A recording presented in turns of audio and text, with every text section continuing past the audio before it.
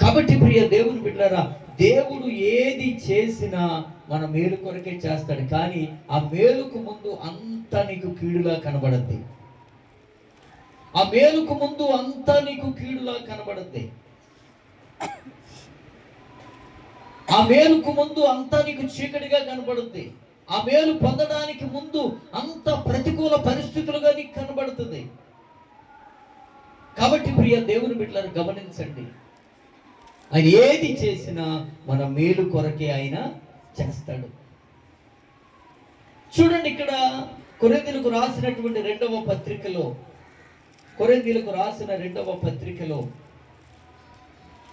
8వ అధ్యాయం మొదటి 2 వచనాలు చదువుదాం. 8వ అధ్యాయం మొదటి 2 వచనాలు. సహోదరులారా, మాసిదోనియా సంఘములకు ఇటువంటి పరిస్థితులన్నీ కూడా వాస్తవాలు కాదు. ఇవే పర్ఫెక్ట్ స్థిరమైనవి కాదు.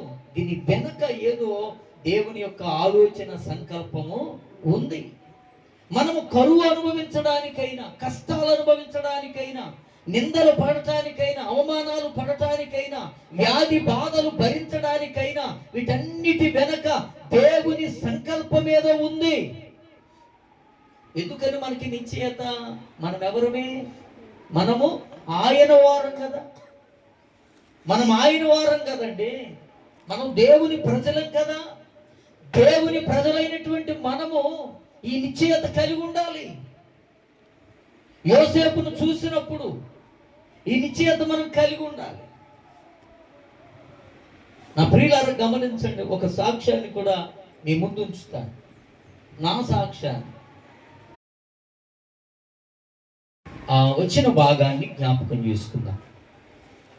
మానవ జీవితంలో ఏది జరిగినా దేవుడు మేలు కొరకే చేస్తాడు. ఈ విషయాన్ని జ్ఞాపకం చేసుకోవాలి.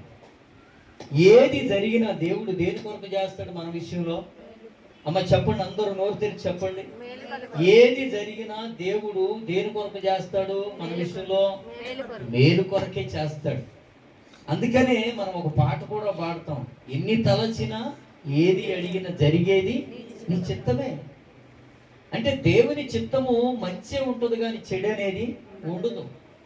కొన్నిసార్లు మన కుటుంబ జీవితాల్లో, వ్యక్తిగత జీవితాల్లో కలిగే పరిస్థితులు కీడనిపిస్తాయి, మనకి కీడనిపిస్తాయి. దేవుడు ఎందుకో నేను విశ్వాసంగా ఉన్నాను, భక్తిగా ఉన్నాను, దేవునికి అనుకూలంగా ఉన్నాను, ఎందుకో నా పరిస్థితి